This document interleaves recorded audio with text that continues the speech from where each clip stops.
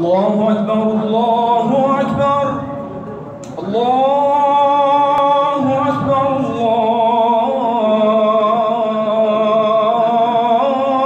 Allahu akbar.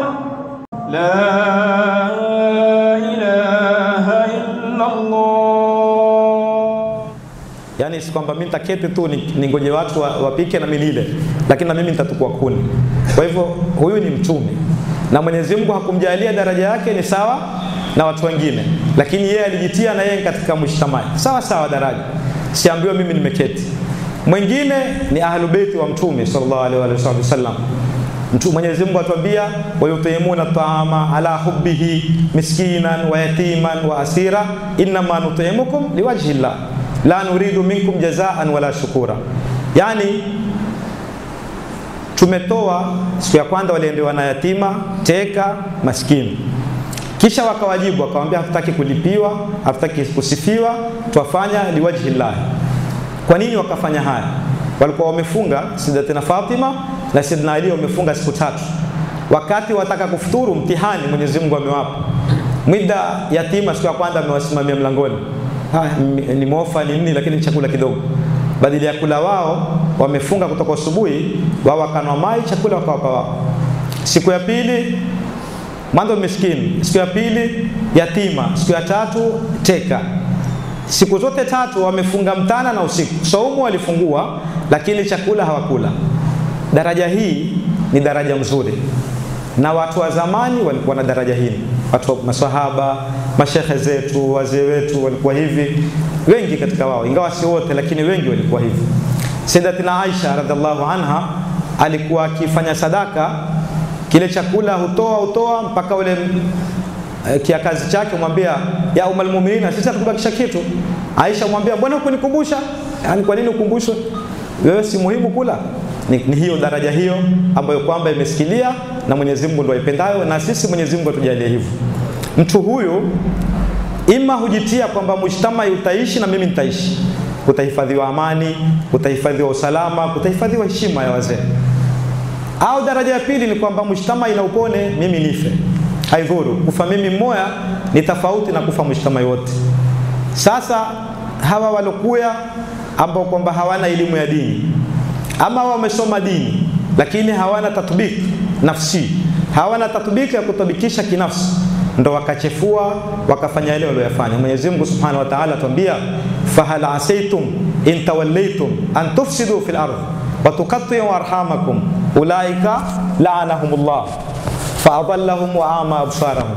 Yani matarajiwa nyinyi Waislamu msijisifu, msifakhirishi, mkipanyongo ikiwa hamkusoma dini, mkipanyongo ikiwa hamujali maslaha ya mujtamai, mkipanyongo mtakata kizazi, mtaua, mtachefua katika ulimwengu, basi na hao ndo walolaaniwa na Mwenyezi Mungu. Si kazi yetu kumlani mtu, lakini Mwenyezi Mungu humlani mtakao. Kisha Mwenyezi Mungu amewapoteza kwa sababu ya kupanyongo.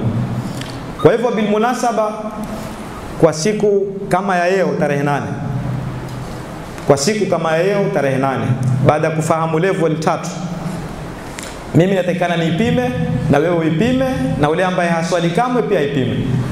Wewe daraja yako ni bora zaidi kuliko mujtamai, au daraja yako wewe ni sawa level na mujtamai, ama daraja yako uko ndani ya mujtamai bali pengine mujtamai mwanzo kisha wewe. Na tumeeleza watu tofauti tofauti. Ama Firaun alikuwa grupu ya kwanza, awalan ana rabbukumul aala, mando mimi, kisha atakayekupona atakayekubakia. Bwana Firaun ameambiwa tu ni shaka ama ni dhana, kuna kijana atazaliwa na atapindua ufalme wako. Kwani wewe wafikiri utaishi maisha bwana Firaun? Sasa mwate huyo kijana azaliwe amalize maisha yako, lakini umekuwa huwa banu Israeli wote wanaume. Kisha angalia ujinga, utamtuma nani? Kila kijana azaliwao utakumuua mwanamume. Akaona kweli. Mwanzo fikra ya kwanza ya ujinga ule wa mwisho. Ikaya fikra ya pili, basi wata mwaka mmoja tumuue, mwaka wa pili tuwate. Yani mwaka mmoja tuwaue hao jana wa kiume banu Israeli ili asipate kuzaliwa. Yeye ni Mungu. Sasa yeye ana hofu. Yani hata ukimwangalia ule mtu ukimsoma utamwona huyu mtu ni mpumbavu. Si mjinga, kuna mtu mjinga, sote wajinga. Lakini utamuona ni mpumbavu. Wewe umeambiwa atazaliwa. Mwanzo umeamua kuwaua wote, endelea, kwa sababu wataka kuhifadhi daraja yako kwamba wewe ni bora kuliko mshtamai wote. Daraja ya pili ni hiyo tuliyoeleza kwamba mimi ni sawa level na mshtamai, na huyu pia ni hatari. Na hawa ndio wote grupu mbili hizi ambazo kwamba tumezieleza zimesababisha mchefuko katika Uislamu mpaka na leo tukawashambuliana, kukufurishana. Nao ni hawa walomdhuru kijana wa binti ya Mtume sallallahu alaihi wasallam. Grupu moja ni watu walimwengu ambao wapenda ulimwengu. Grupu ya pili ni watu waona kwamba afadhali tusalimike sisi, lakini huyu manake kufa sote ni ubaya, afadhali afe huyu mmoja. Siku kama ya leo, kama tulivyoanda, alitoka mjukuu wake Mtume Saidna Hussein kutoka Madina. Saidna Hussein baada ya nduye Saidna Al-Hasan kumwatia Muawiya ukhalifa kwa sababu ya kuhifadhi damu, kwa sababu ya kuhifadhi usalama wao, kisha waligura kule Iraq kwa sababu walikuwa kiishi Iraq. Wakagura Iraq, wakarudi Madina, wakaketi. Saidna Al-Hasan akampa masharti Muawiya kwamba mimi nakuatia ukhalifa, lakini sharti moja, usimwatie mtu yoyote ukhalifa baada ya kufa wewe. Wakakubaliana. Lakini bahati mbaya ni kwamba Muawiya bin Abi Sufyan alipokuwa ameona kwamba yeye ameshazeeka, amekuwa mgonjwa, akamweka mwanawe Yazid bin Muawiya. Yazid bin Muawiya hukumu yake iko kwa Mungu, na pengine tutaeleza tu kidogo, lakini kuna baadhi wanazuoni kina Imam Ahmad bin Hanbal wana makala yao, kuna na sisi tuna makala yetu Shafiia. Yazid aliposhika, maswahaba wote walikataa kumbai. Maswahaba wote walikataa kumbai Yazid kwa sababu si msomi wa dini, si katika muhajirina, si katika ansar. Na kisha pia takuwa babake amevunda ahadi walokubaliana na mjukuu wake Mtume Saidna Al-Hasan. Katika watu walioiza ni moja ni Saidna Al-Husayn bin Ali bin Abi Talib, Saidna Abdullah bin Zubair bin Al-Awam, Saidna Muhammad bin Al-Hanafiya bin Ali bin Abi Talib, na wengine kina Abdullah bin Umar bin Khattab, Muhammad bin Abi Bakar Siddiq alikuwa amekufa kabla hapo. Lakini maswahaba wote takriban Maka na Madina walikataa kumbai. Saidna Al-Husayn naye pia akawa katika walokataa. Lakini Saidna Hussein akapata mtihani mkubwa kuliko walobakia wote. Akaetewa barua, mkiwaambia hizo barua ni 1018. 1018. Si 800 wala si 18, 1018. Ndo huku Iraki sisi tutakunusuru, sisi tutakuwa na wewe, sisi tutakupenda, sisi hatuna badali. Saidna Al-Hussein akangiwa na shaka, lakini akapuzila mbali. Akatoka Madina akaenda zake hija, mwaka wake wa mwisho ama hija yake ya mwisho. Akatoka akaenda, aliposikilia Maka akawashauri baadhi ya maswahaba, kuna kadha. Kila anayemshauri mwambie usende, wale watu hawaaminiki, wale watu 1 2 3. Lakini wakana amrullah qadara maqdura. Akamaliza hija Saidna Al-Hussein kwa muda wa haraka, yani hakungoja kumaliza mpaka kukamilisha hija kamili. Faman taajjala fi yawmayn fala ithma alayhi wa man ta'akhara fala ithma alayhi. Kwa jumla ni kwamba hakungojea siku ya 3 ya kurusha zijiwe Mina, akafanya haraka kurudi Madina kuwashauri tena watu wa Madina zaidi. Wengine wakataka kumshika koo ili yeye atoka asipate kutoka, lakini amwambia Saidna Abdullah bin Abbas, amwambia wallahi mmechelea aibu ya kuvutana na kushikana, lakini singelikubali mimi wewe utoke uende huko kwa watu ambao kwamba hawana uaminifu, watu walomuua babako, watu walomtukana nduyo Saidna Al-Hasan, watu walomjepea nduyo Saidna Al-Hasan. Lakini akatoka baada ya kupeka mtu ambaye kwamba amwamini 100%, ndugu yake, kijana cha ami yake Saidna Muslim bin Aqil. Tutataka kisha tuipime na sisi wenyewe tuko wapi katika haya. Akamtuma ndugu yake Saidna Muslim bin Aqil kayulie hali za watu wa Iraq. Ni kweli hizi barua 1018 ama ni maneno tu haya, ama pengine ni mtu mmoja tu ameandika zote? Saidna Muslim alipokwenda kule akapata hali ni kweli marudhia, akawapata watu 1030, barua 1018 ama 1020 kwa riwaya tofauti. Watu walombai ni 1030. Watu wa Iraq wakamwambia sisi tutakufa na Hussein na hatuna badali ya Hussein, kama tulivyokuwa na babake na yeye tutakuwa naye. Taba Sayyidina Muslim bin Aqil bin Abi Talib, na huyu ni Hussein bin Ali bin Abi Talib. Akapeka barua kwa nduye ibn ammi yake, akamwambia al-amru tahayya farhal ilaina, mambo tayari yako sawa, kwa hivyo ndo. Bahati mbaya hawa jamaa wenye serikali walikuwa wameshika serikali, kina Ubaidillah bin Ziyad, yeye alikuwa kwa Basra, hakuweko Kufa, lakini akatumwa ende akayulie hali za pale. Akaenda akaifinika, yani akavaa kama ninja, akawa hutoka usiku kila pitapo jamaa kumwambia asalamu alayka ya ibn binti rasulillah. Yani kila mmoja afikiria huyu ni Hussein ameingia kwa siri ili asipate kudhurika. Kumbe ni Ubaidillah bin Ziyad amekuwa kutajasasi zile hali za pale pahala. Akaona mambo si mazuri kwa dola yetu, akaanza kuwakusanya wale wakubwa pale mwili wa Kufa, akawahuaidhea, akiwahofisha kwa muda mchache, muda wa siku 3, akawabadilisha watu wote wale walioandika barua 1018 ama 1020 utakavonena, lakini ni 1010 na akawabadilisha, ikawa kila mmoja ameahidiwa wewe utapewa kitu kadhaa, wewe utapewa kitu kadhaa. Baada ya Sayyidina Muslim bin Aqil alikuwa na watu kama tulivyonena 30, akitahamaka amebakia na watu 37 38, watu 1030. Muda mchache akaona mambo yashabadilika, mbakia pekee, yani hana mtu atamua. Wale watu walioandika barua kwamba ndo tutakuhami, ndo tutanini, tusisahau ile kaida kwamba mimi ni sawa na mujtamaa, yani mujtamaa na mimi ni sawa. La pili, sasa nyinyi mmemtoa mtu uko katika amani, na huyu bwana Yazidi jeshi lake haliwezi kwenda Hijazi, kuna Maka na Madina na maswahaba watukufu wote wako pale.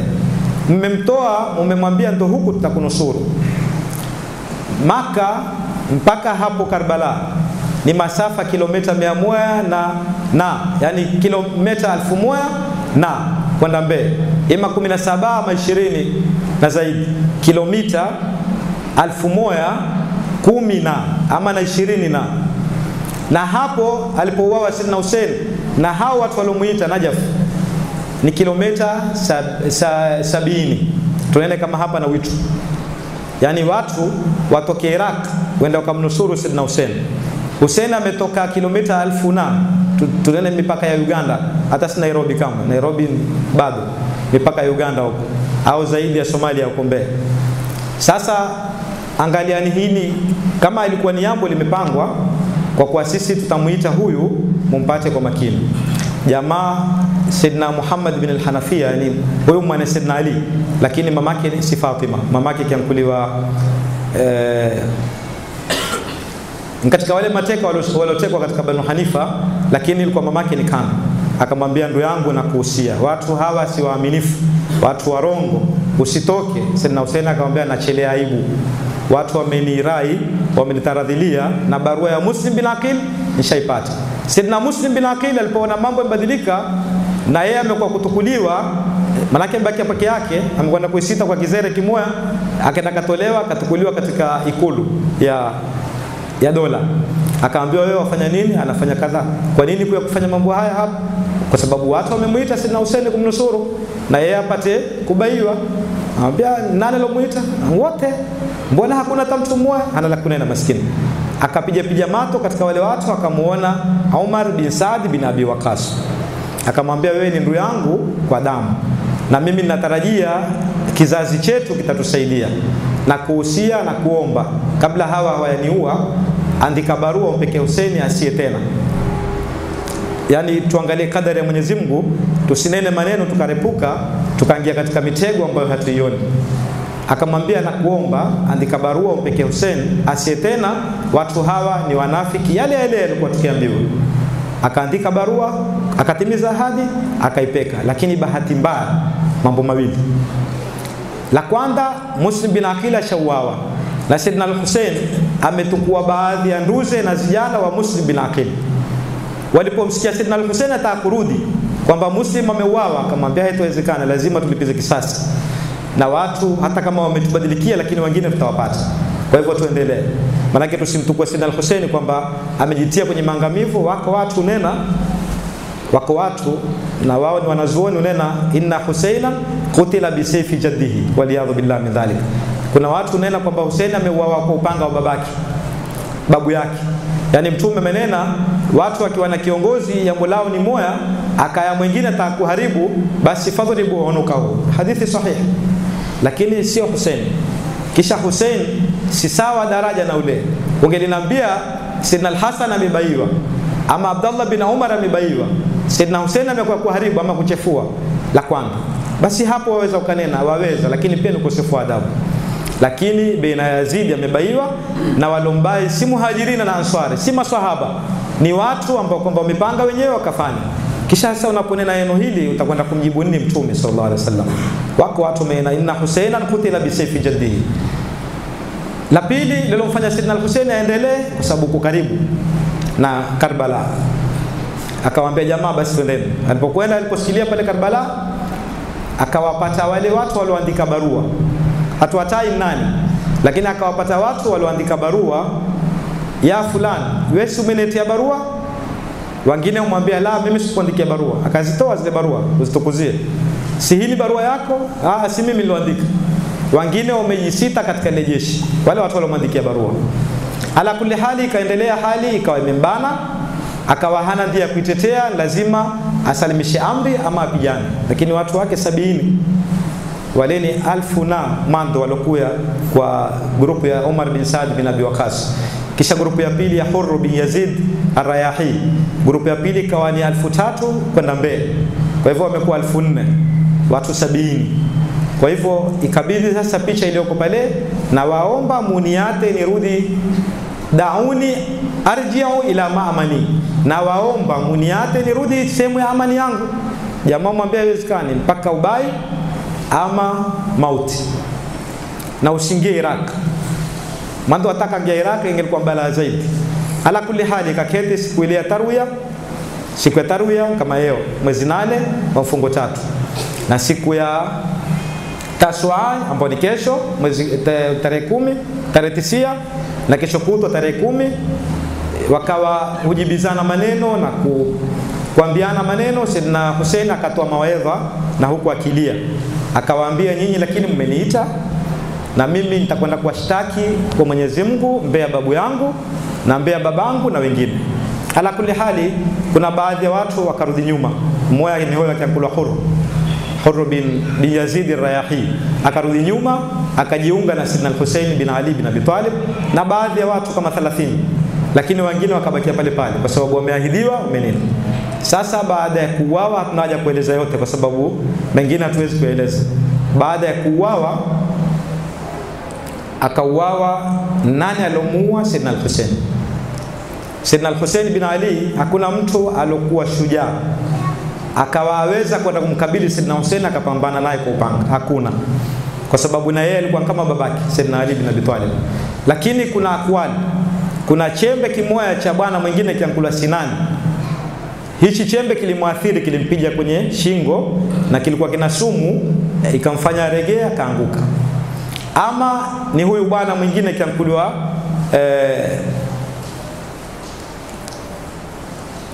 nani, Shimd bin Dhiljawshan. Shimd bin Dhiljawshan alikuwa huwahimiza jamaa wamkurubie. Yeye amkurubii, huwahimiza jamaa wamkurubie, yeye ikabidi kisha kwa sababu alikuwa ndo amirul jeshi. Na yeye huyo ndo alifanya mambo fulani. Ndo akamrusha chembe wakaenda wakamkata kitwa. Alomkata kitwa imma ni Ubaydillah bin Ziyad katika riwaya nyingine, ama ni huyu Shimd bin Dhiljawshan. Na hawa watu nataka mwayue nani? Ubaydillah bin Ziyad alikuwa ni katika wafuasi wa Imamu Ali bin Abi Talib. Huyo Ubaydillah bin Ziyad, babake yeye Ziyad bin Abihi au Ziyad bin Abi Sufyan kwa jina la kijahilia. Huyu alikuwa amepewa mamlaka ya kusimamia sehemu za Furs, Iran yote amepewa na Sayyidina Ali bin Abi Talib. Kwa hivyo alikuwa ni mtu wa nani mtaiwa nyinyi, lakini alikuwa ni tini ya Sayyidina Ali bin Abi Talib. Tumuulize na huyu Shimd bin Dhiljawshan. Huyu alikuwa ni kaidul jeshi, ni kiongozi wa jeshi mkubwa wa Sayyidina Ali bin Abi Talib kupambana na Muawiya bin Abi Sufyan. Sasa hawa ndio watu walomuua Saidina al-Hussein. Tukinena ni Yazidi, tukinena ni Muawiya, takuwa tumenena urongo. Dalili nyingine ya kuonesha hatari ya mujtamai, na tuombeni salama, waiwa kuuawa mjukuu wa mtume si jambo dogo, ni jambo kubwa. Hatuwezi kuenda kwamba daraja ya mtume, si daraja ya mtume, wala hatuone na maneno hayo, lakini ni jambo kubwa la hatari katika mujtamai, yaonyesha kwamba mujtamai si mzuri, ni hatari. Baada ya kumalizika, wakatukuliwa na kichwa cha Saidina Hussein kapekwa paka Suria kwa mabupari, wale walikuwa kinena kwamba wa hadhi la anharu tajri min tahti, mito yote inapita chini yangu, kapekwa kule. Kauli mbili ni muhimu tuzifahamu za Yazid. Alipopekewa kitwa, ima alinena natamani wazee wangu siku ya Badri wale waliouawa wawe wako hapa washuhudie kisasi ndicho kitukua. Kauli ya kwanza ilipokewa. Ikiwa amenena maneno haya Yazidi, fa huwa kafir, kwa sababu itakuwa amewafurahikia makafiri wale waliopigana na Saidina Ali bin Abi Talib, waliopigana na Saidina Ubaida, waliopigana na Saidina Hamza bin Abdul Muttalib. Itakuwa wale kina Utba na Sheba ni bora zaidi kwake yeye kuliko hawa, atakuwa amelipa kisasi. Kwa hivyo hili ni kauli ya Imam Ahmad bin Hanbal. Itakuwa Yazidi sawa hakuua, lakini aliposikia ameuawa aliridhika, akafurahika, atakuwa kafiri. Kwa madhhabi ya Imam Ahmad bin Hanbal. Madhhabi yetu ya Imam Ghazali, Imam Shafi, tumepokea kuwa Yazid alipopekewa kitwa alinena laana Allahu ibn Marjana, Mwenyezi Mungu amlani huyo ibn Marjan, yani Ubaydillah bin Ziyad, amenitilia chuki katika nyoyo za kila muumini, amenitilia chuki katika nyoyo au moyo wa kila Muislamu. Ina maana itakuwa hapa ameyuti kitendo alichofanywa Saidina Hussein, lakini ule malai ule ubupari bado uko kwake, kwa sababu kifo vote si sawa kumwamrisha Saidina Hussein ambaye yeye hawalingani kama mbingu na mtanga ule wa ardhi ya Saba. Sasa hapa ndio sisi Ahlus Sunna wal Jamaa hatumlani, lakini tuombe Mwenyezi Mungu kisasi chako wewe. Waliporudi Ahlul Bait kutoka Syria, wakapita tena Iraq, kwa sababu wamekitukua kitwa cha Saidina Hussein. Kuna kauli 11 kitwa cha Saidina Hussein kimezikwa wapi. Kuna kauli 11, 3 ndo zenye nguvu zaidi na nyingine pia zina nguvu, lakini 3 zina nguvu kiasi fulani. Kauli ya kwanza ni kwamba Saidina Hussein kwa sasa kitwa chake kiko Misri, na hii ndo kauli yenye nguvu zaidi. Yani kilitukuliwa kapekwa Misri kwa sababu hawa jamaa walipitia Misri mpaka baada ya miezi 3, kwa sababu Shaabani ndo walisikilia tena pale Iraq hawa Ahlul Bait waliotekwa. Kauli ya pili, la hakiko Misri, kitwa kiko pale Suria, ndo kilistiriwa kwa sababu wale jamaa zake walikuwa wako pale wote, Zainul Abidina akasimamia akakizika pale. Kauli ya 3, waliporudi kwenda zao huku Muini, walikitukua kitwa akakizika pamoja na nyanyaki Sayyidatina Fatima radhiallahu anha. Kwa hivyo hizi ndo kauli 3 zenye nguvu. Iko na kauli nyingine na nyingine, moja anena la waliporudi pale Karbala, kile kitwa chake walikitia wakalikiunganisha na mwili wake. Ala kulli hal, ni unyama mkubwa umefanyika, sio binadamu, ni mambo mabaya. Waliposikilia Ahlul Bait wale walobakia katika wanaume ni mmoja tu walobakishwa, ni kwa sababu ya ahadi ya Mwenyezi Mungu itimie. Inna shani aka huwal abtar, kizazi cha mtume hakikatiki, hata kama mmepanga nini hakikatiki, kitaendelea mpaka siku ya kiyama. Hata yarida alayya alhawl, mpaka zie zote ziwili katika birika yangu. Ahlul Bait, madamu Qur'ani iko na Ahlul Bait wako, na madamu Qur'ani bado yasomwa na Ahlul Bait itakuwa wako, ikiwa ni wema ni waovu, ni wanazuoni si wanazuoni, lakini ni kizazi cha mtume, kina haki yake kama kizazi cha mtume.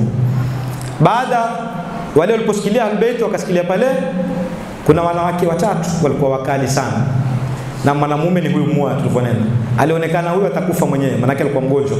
Saidina Ali bin Abi Talib alikuwa mgonjwa, hata hakuwahi kupigana kumtetea babake, lakini ayaona yote anayeuawa, umwangalia mpaka babake kuuawa, na yeye huzuni ilompata imempata. Aliporudi akawadirika wanawake hulia, akasimama akawanyamazisha, akamwambia nyinyi mwalia, tualie.